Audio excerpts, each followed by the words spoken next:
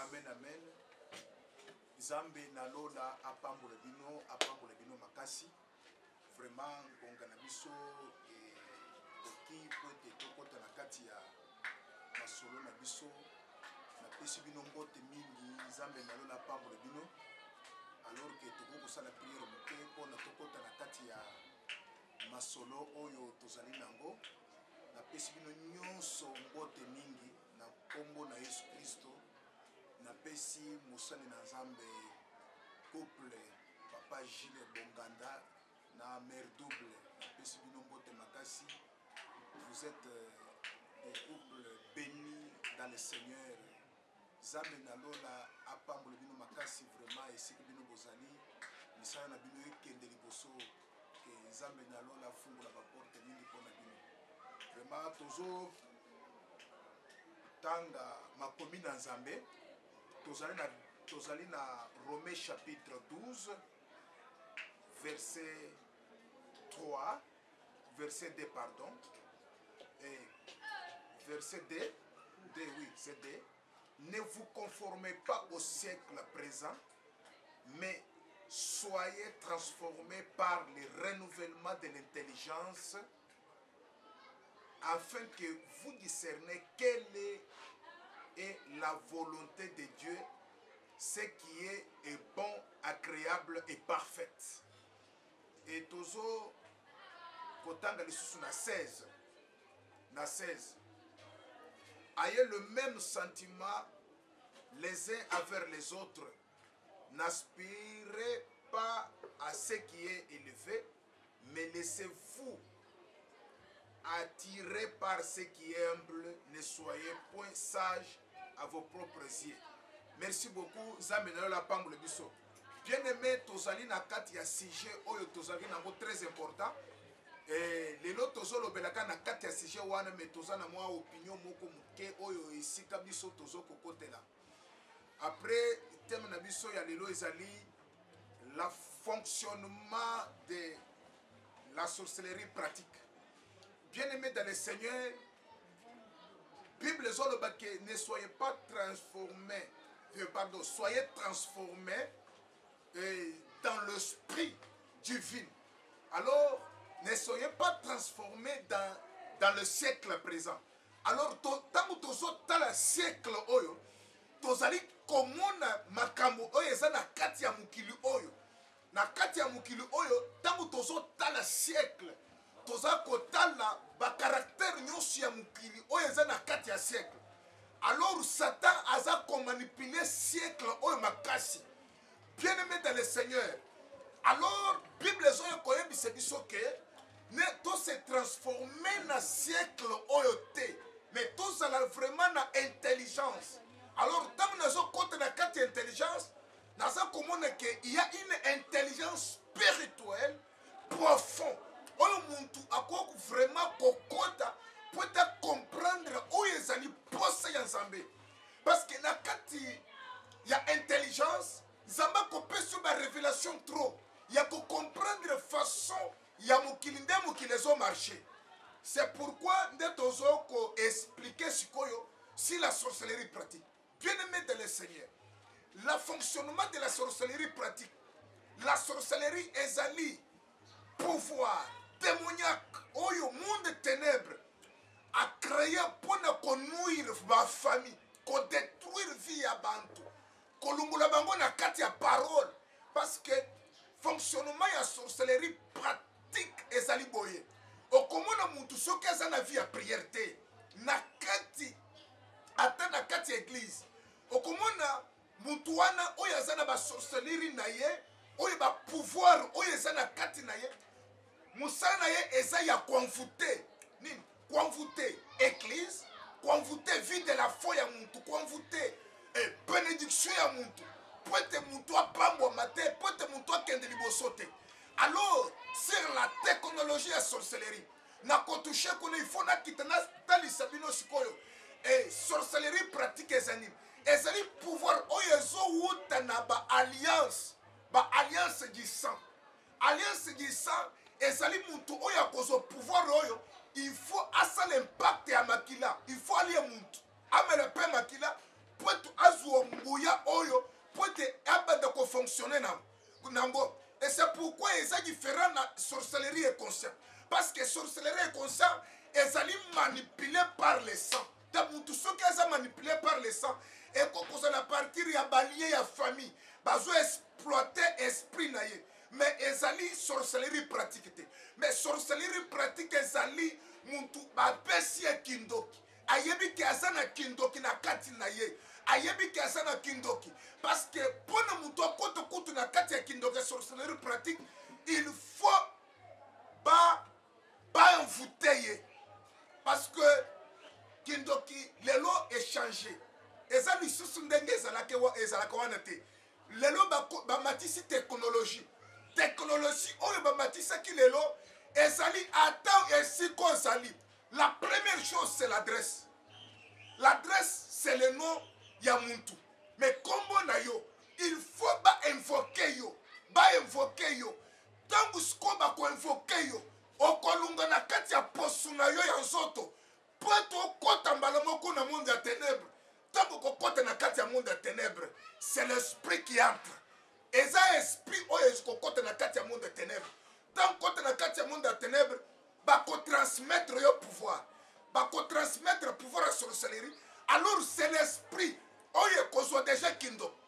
Tangu sko esprit na yo zo kindoki, ezongi mbala moko ekoti na kati ya nzoto.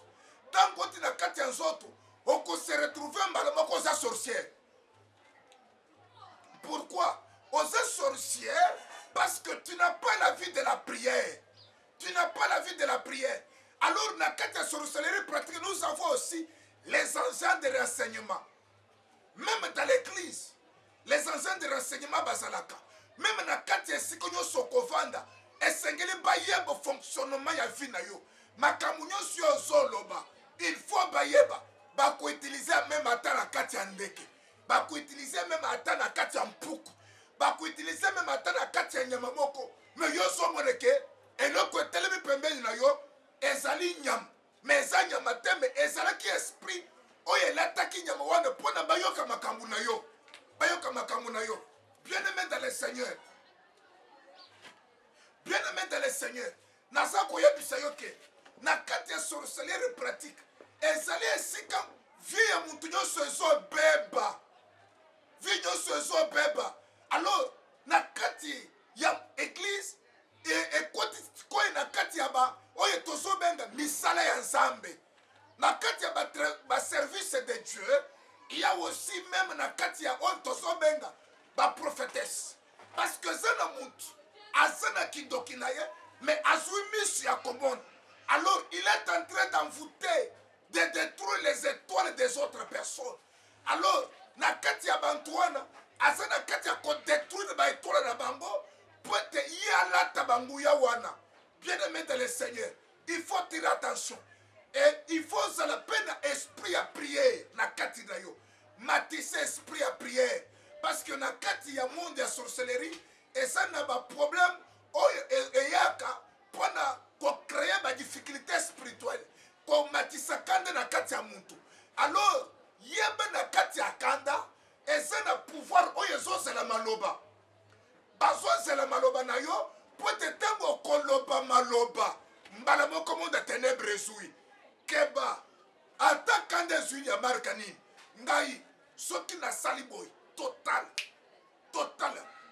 bokomona bokolemu isatata na ngai esika kofi soki bosali boye bokomona ngai na kozongela te. Alors takande na ya kosila.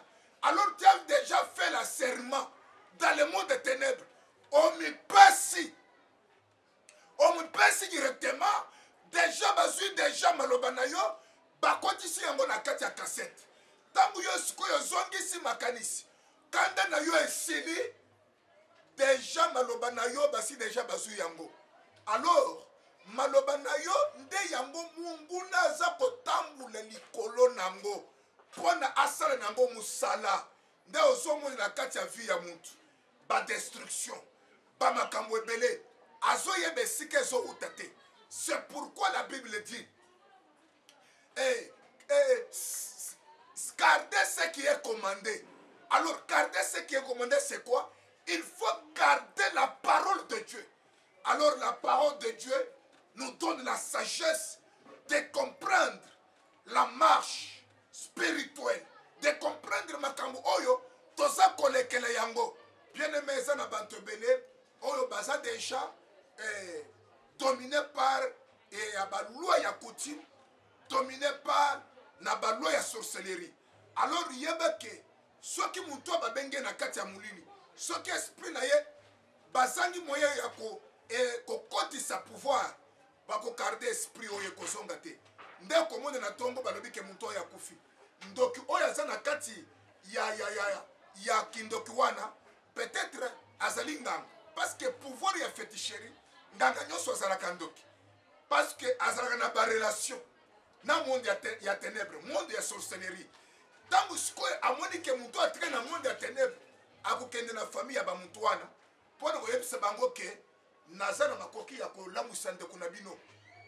Tango koyo wana bakosala accord, bakosala alliance mpe alamusi ndeko na bino bobeti maboko. Non, eza sorcellerie alliance bayokani. C'est pourquoi banto bakendeka na monde ya bunduku ya kisi bakenda komipesa na kati ya famille.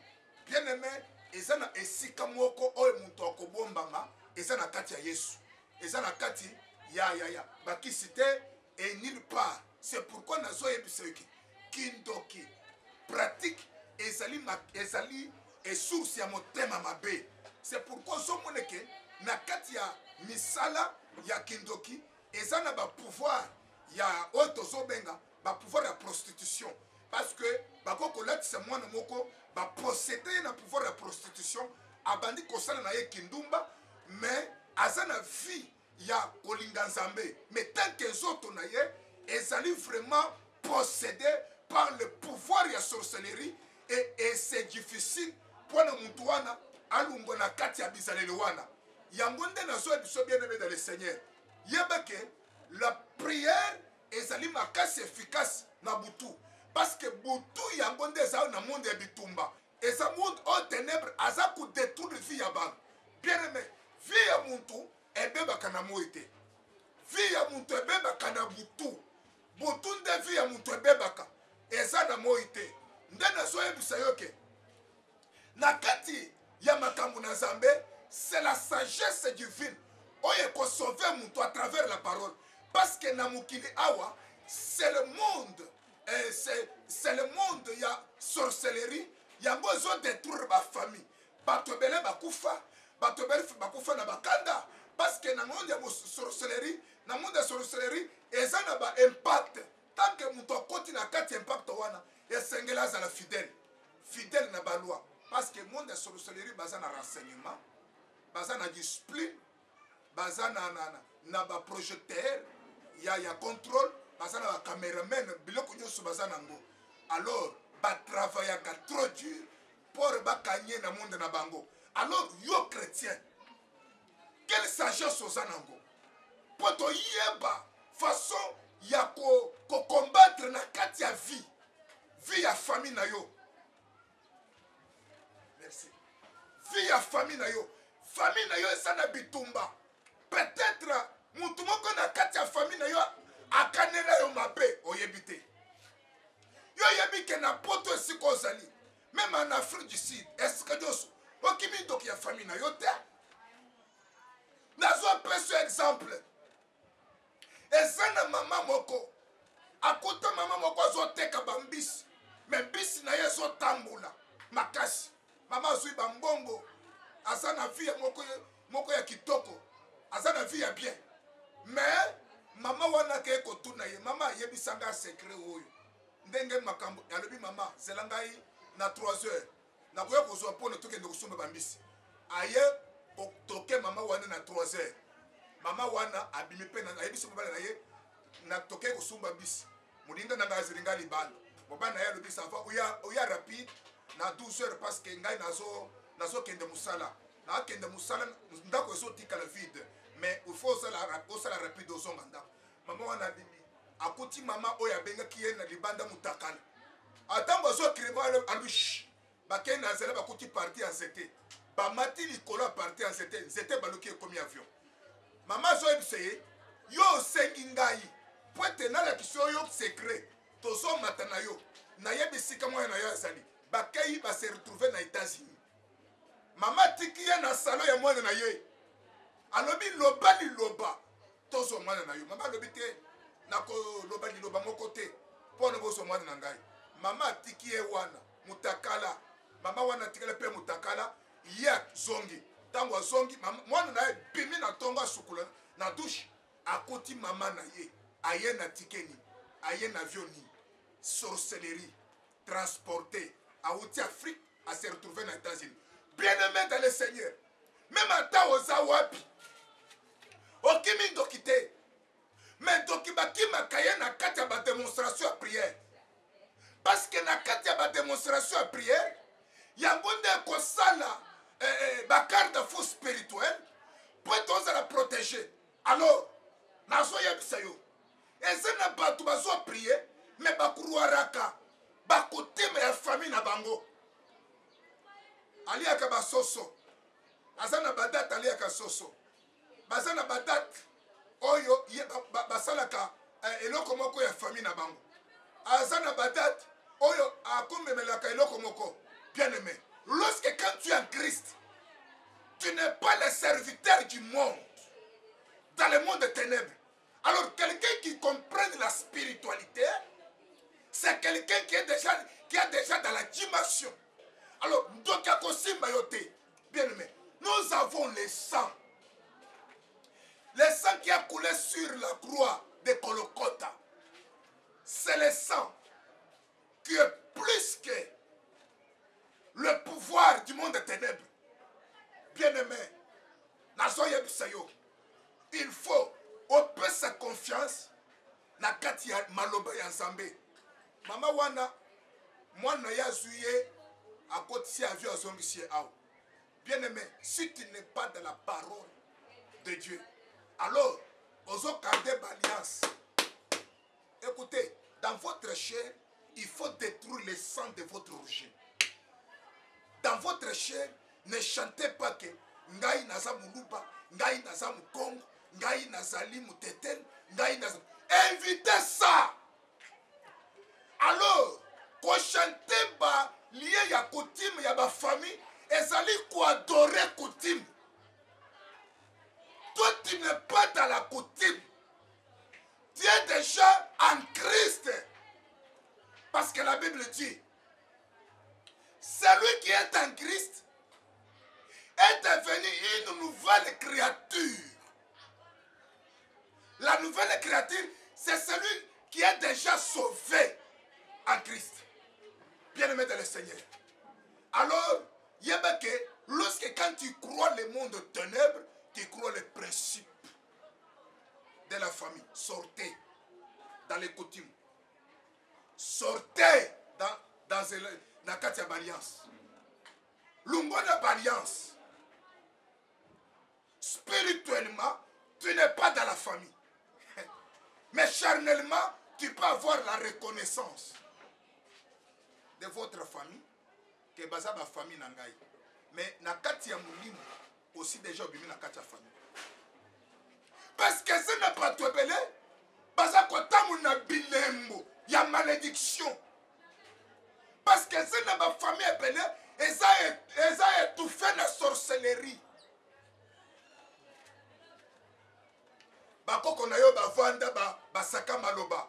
Baloba ke maladie ya SS. Na famille na biso muntu abota kaka mwana moko mibale. Yo pe na tour na yo komi ko bota soko boti mwana moko bota mibale c'est tout. Tu es dirigé par la loi de votre famille, la loi de la sorcellerie pratique. Parce que basala offrande moko peut-être babuma muntu na kindoki. Ba lemula makila basala ba alliance. Alors vous êtes en train maintenant de vivre dans le chemin de cette alliance. Alors, il faut refuser. Le mec que moi je ne peux pas entrer dans ce chemin-là. Ma vie ne peut pas être exploitée. Il faut refuser. Et Seigneur Koboya. bimango te. Parce que la sorcellerie pratique ezali monde oyo ezo étouffer ba famille ebele. Ezali monde ezo détruire ba famille ebele. Ezali monde oyo ezo neutraliser ba venir. Yebeke na kati ya vie na yo. Bomutu na yo bazo mona ngo lelo te. Na kati ya vie na yo bomutu na bazo mona lobi. Nde nazo yebisa yo. Esengeli on se concentrer na kati attachement spirituel. O kangama na Nzambe pe o comprendre le fonctionnement ya spiritualité na kati ya kindoki. Monde tene parce que c'est lui qui a l'esprit de Dieu. Nzamba ko révéler o ezole kana monde ya ténèbres monde ya molili. Nzamba ko révéler Nzamba ko lakisa ye nyonso ezoleka pe ko pesa iba principe. Akolobele ye. Bien aimé, yebake même ata na kati ya monde ya makambo na Nzambe et makambo na Nzambe ezoleka pe na makambo ebele. Ezoleka pe na makambo ebele. Nde nakomi na suka po ete kopesa mbote epai bantu nyonso oyo bauti kolanda ngai. Napesi mon père le patriarche José Kituna, le grand prophète de la nation, homme spirituel. Napesi mbote ebele. C'est mon père qui m'a beaucoup aimé. Naleki awa pona ye na ba nyonso na pespes service nyonso Bishop Brunel, pasteur Rems na pesi bango bongo mbote na pesi bango merci ebele. C'est à partir ya musala oyo ezoleka na maboko na bango nde bazo réaliser biloko nyonso oyo Nzambe na lola sunga ministère na bango. Pe tokomi na suka na yebi tosala na prière. Père tout puissant, pamboula famille nyonso koyoka ngai na tongo ya lelo. Sala bango bolamu, pamboula bango, Nzambe leka liboso na bango. Na kombo na Yesu Kristo. Amen.